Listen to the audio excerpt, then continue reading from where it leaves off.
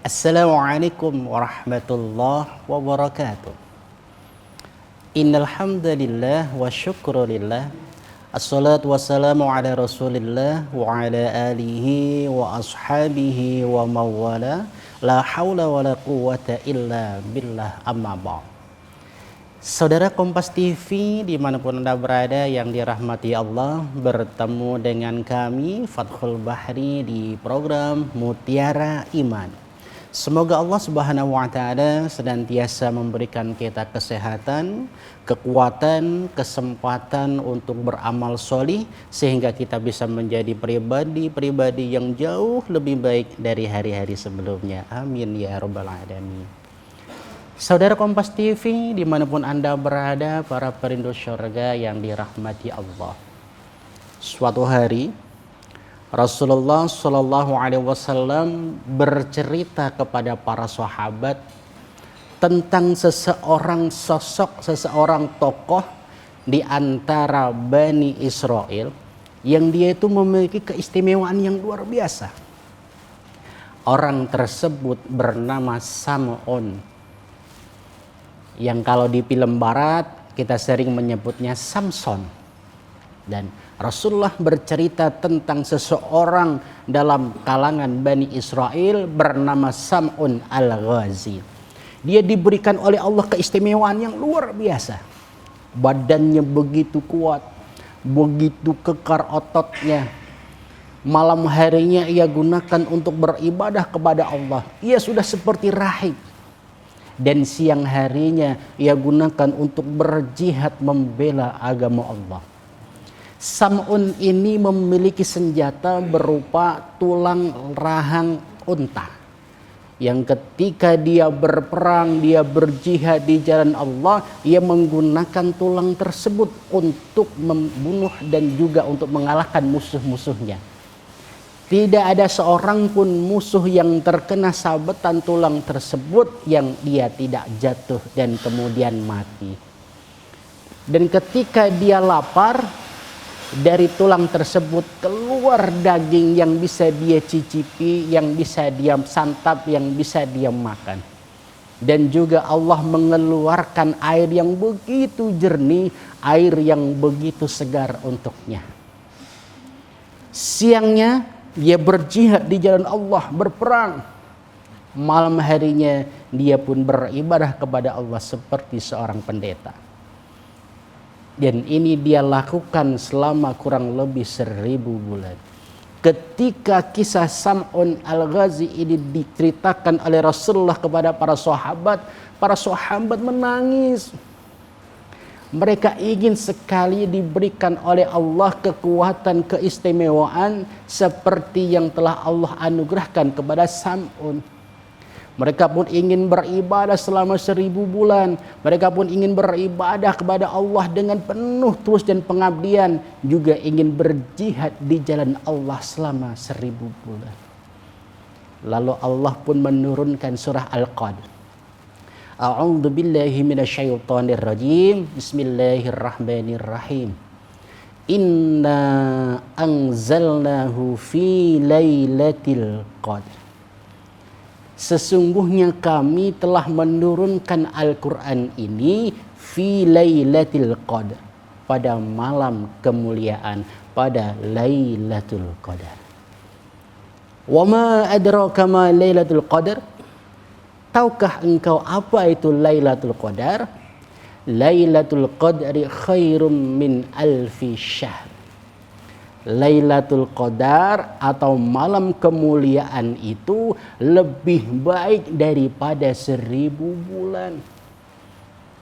Tanazzalul malaikatu warruhu fihi biidni rabbihim min kulli amr. Salamun hiya hatta matla'il fajar. Pada malam Lailatul Qadar itu malaikat turun, malaikat Jibril pun turun untuk membawa dan mengurus urusan-urusan yang telah diberikan oleh Tuhannya, dan mereka uluk salam sampai terbitnya fajar. Subhanallah. Saudara Kompas TV yang dirahmati Allah, seseorang yang diberikan kemuliaan oleh Allah bernama Sam'un Al-Ghazi. Dia diberikan kekuatan yang dia gunakan untuk berjihad di jalan Allah. Dan dia juga memiliki keimanan sehingga di malam harinya ia gunakan untuk beribadah kepada Allah sekian lamanya, selama kurang lebih 1000 bulan. Dan ketika para sahabat menginginkan keistimewaan tersebut, Allah pun menurunkan satu malam yang kadarnya jauh lebih baik daripada 1000 bulan yang kita kenal dengan Lailatul Qadar.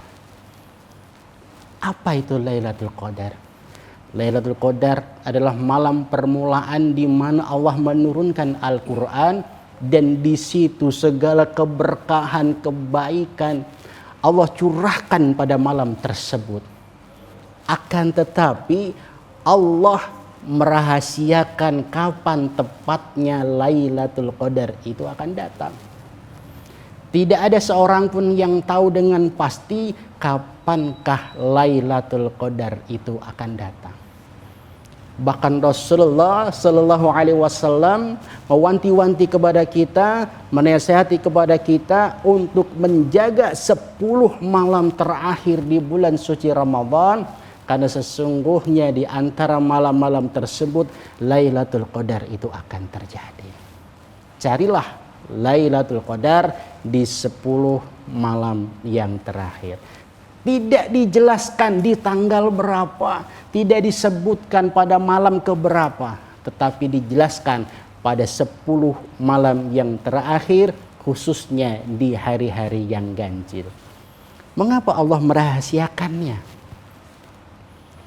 Kalau Allah menyebutkan, hai kaum beriman, Lailatul Qadar itu tanggal ini, hari kesekian, tentulah kita semua umat manusia akan fokus dan berkumpul pada malam tersebut. Kita mengkhususkan ibadah kita hanya di malam tersebut dan tidak menghidupkan malam-malam yang terakhir. Saudara Kompas TV dimanapun Anda berada, jangan beranjak dulu karena kami akan segera kembali setelah pesan-pesan berikut ini.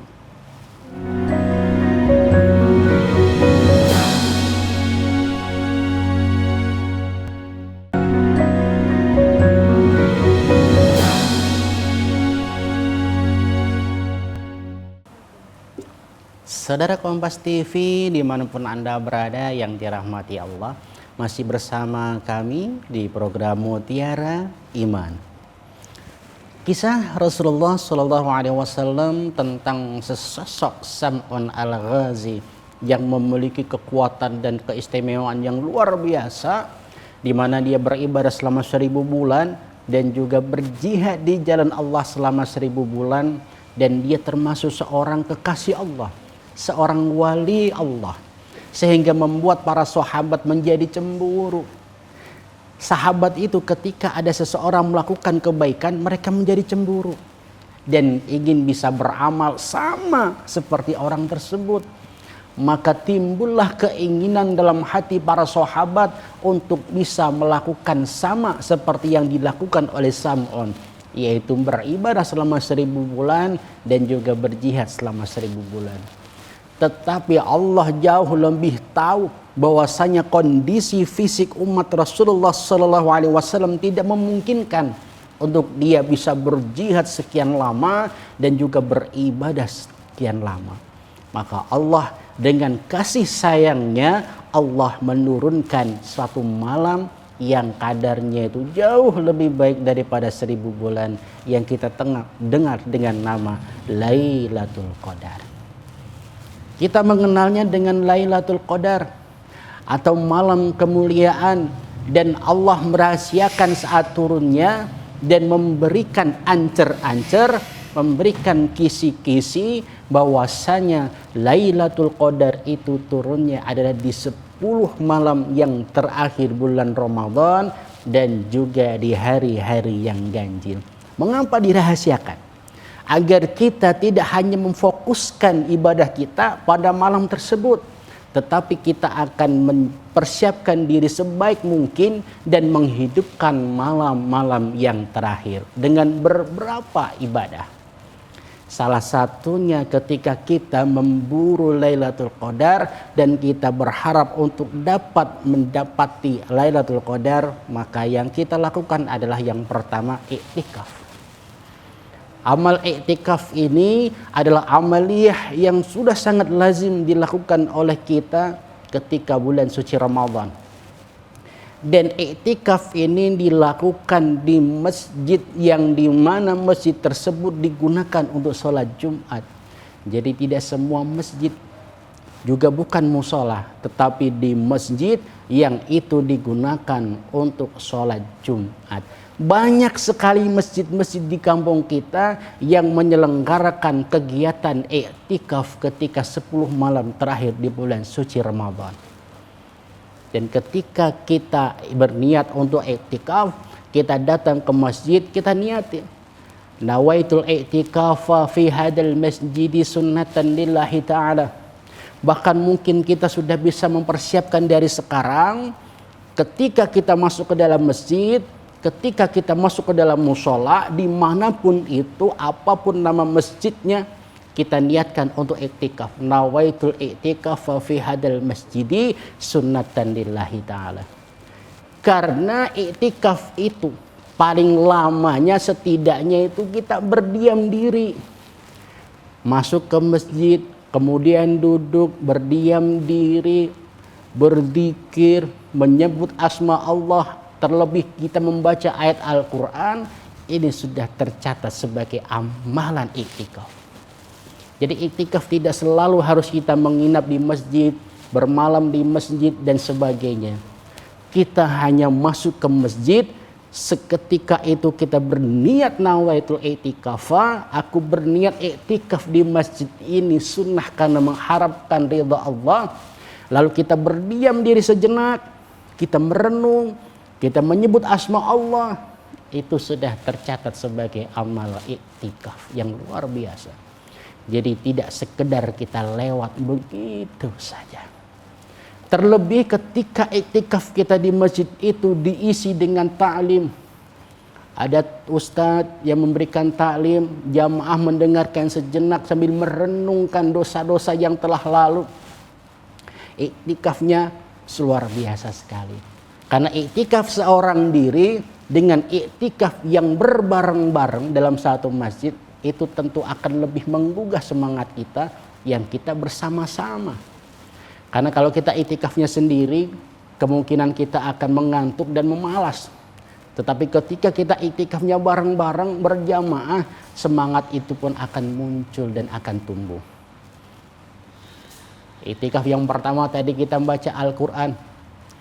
Lalu juga ada yang berzikir, menyebut asma Allah, bismillah, bismillah, bismillah, bismillah, bismillah. Ada yang menyebutkan istighfar, astagfirullah, astagfirullah, astagfirullah, astagfirullah, astagfirullah.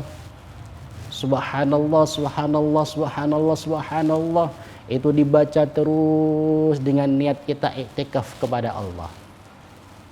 Ada juga yang hanya merenung, bertafakur, berpikir tentang penciptaan langit dan bumi, berpikir tentang siang dan malam, silih bergantinya cuaca, memikirkan makhluk ciptaan Allah, ini juga termasuk iktikaf.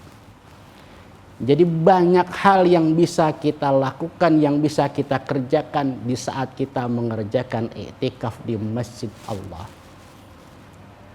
Ada juga yang memfasilitasi sekaligus dilanjutkan dengan sahur bersama.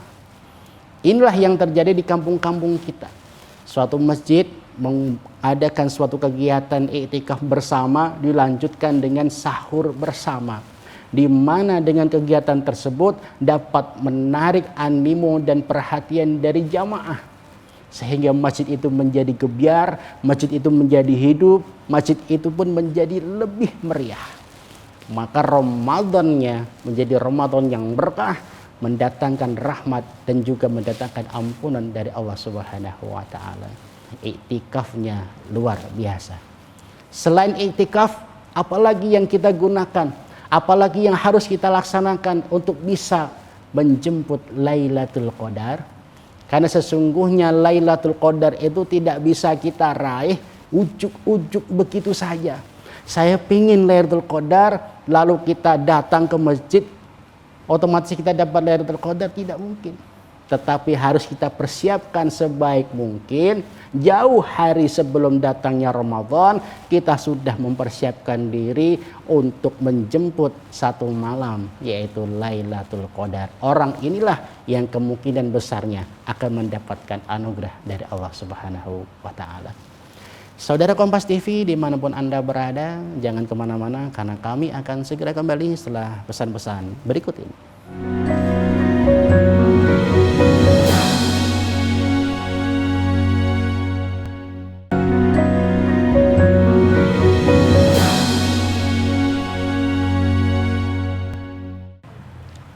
Saudara Kompas TV dimanapun Anda berada yang dirahmati Allah, para perindu surga yang luar biasa, masih bersama kami di program Mutiara Iman.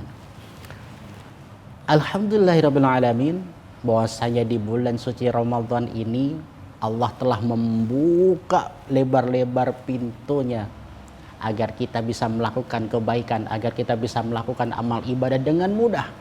Dan Allah fasilitasi itu. Bukan hanya difasilitasi, tapi Allah juga memancing kita, memancing semangat kita dengan berbagai pahala dan anugerah yang ada di dalamnya. Salah satu di antaranya adalah Lailatul Qadar. Dan bagaimana kita bisa meraih Lailatul Qadar itu? Tentunya tidak bisa kita raih dengan hanya ujuk-ujuk mak bedunduk. Tiba-tiba begitu saja tanpa kita mau berusaha dan berupaya. Sesungguhnya Lailatul Qadar itu hanya akan didapat oleh orang-orang yang sudah mempersiapkan dirinya sebaik mungkin untuk menjemputnya jauh sebelum Ramadan itu tiba. Jadi persiapan penjemputan Lailatul Qadar itu, meraih Lailatul Qadar itu sudah dilakukan jauh sebelum Ramadan. Bukan hanya di 10 malam yang terakhir, tetapi jauh sebelumnya kita sudah melakukan persiapan demi persiapan. Persiapan yang pertama, membiasakan diri sholat jamaah tepat waktu. Jadi kita ingin mendapatkan Lailatul Qadar. Sementara Lailatul Qadar itu didapatkan di 10 malam yang terakhir bulan suci Ramadan. Dan biasanya kita itu melakukan iktikaf. Maka persiapan kita jauh hari sebelumnya adalah membiasakan diri dengan sholat jamaah tepat waktu. Ketika datang sholat subuh kita ke masjid. Ketika sholat duhur, sholat asar, maghrib dan isya, kita berusaha untuk melaksanakan sholat 5 waktu itu secara berjamaah dan tepat waktu. Wabil khusus dilakukan di masjid. Kenapa?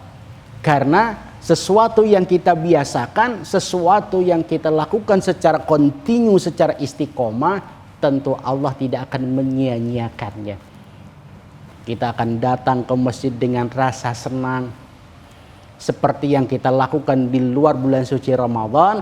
Ketika datang bulan Ramadan, kita akan lebih semangat lagi untuk datang ke masjid, untuk sholat berjamaah. Dan ketika kita datang di malam harinya untuk iktikaf, kita datang dengan penuh semangat dan ghirah. Bahwasanya Allah memiliki satu saat, satu malam di mana doa dan hajat-hajat kita pasti akan dikabulkan oleh Allah. Lalu selain kita membiasakan diri untuk sholat jamaah tepat waktu, tentulah kita membiasakan diri kita untuk membaca kalamullah, untuk membaca firman Allah, yaitu Al-Quranul Karim. Sehingga apa? Sehingga ketika kita datang ke masjid untuk melakukan iktikaf, kita dengan sangat enteng, dengan sangat enjoy dan enak kita membaca Al-Quran itu. Terlebih apabila kita bisa menghatamkan Al-Quran tersebut selama di bulan suci Ramadan atau di 10 malam yang terakhir bulan suci Ramadan, tentulah akan lebih luar biasa. Kita di luar Ramadan sudah membaca Al-Quran, Ketika di bulan suci Ramadan kita menghatamkan Al-Quran, maka besar peluangnya bagi kita untuk mendapati bulan suci Ramadan itu dengan giveaway, yaitu Lailatul Qadar. Selain sholat 5 waktu yang berjamaah, selain membaca Al-Quran, tentulah kita sering untuk memberi, bersedekah, memberikan hidangan berbuka puasa.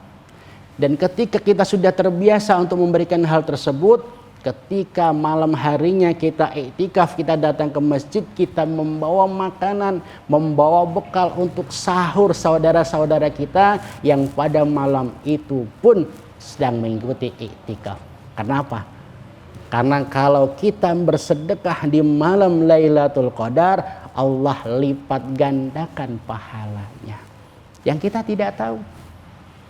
Salah satu hikmah dari dirahasiakannya malam Lailatul Qadar tersebut, selain kita menghidupkan semua malam-malamnya, kita juga tidak berani untuk bermaksiat di malam tersebut.